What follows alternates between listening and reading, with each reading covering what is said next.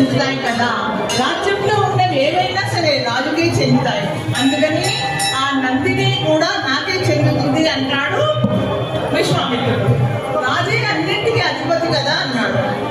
వశిష్ఠుడు ఏం చేశాడంటే ఆ మాటలను కూడా లెక్క చేయకపోయేసరికి విశ్వామిత్రుడు మండిపడి చాలా కోపానికి వచ్చాడు. రాజు కదా, చాలా కళ్ళెర్ర చేసి కోపానికి వచ్చి ఆ నందిని అనే కామధేనువును బలవంతంగా తీసుకుపోవడానికి ప్రయత్నం చేశాడు.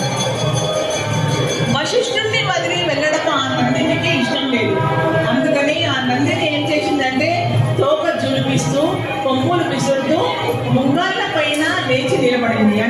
ముందరి కాళ్ళ పైన లేచి నిలబడింది అనమాట నందిని మహాదేవి. అలా నిలబడితే దాని శరీరం నుండి అనేక మంది యోధులు బయటకు ఉరికి వచ్చారు. అంతమంది యోధులు బయటకు వచ్చి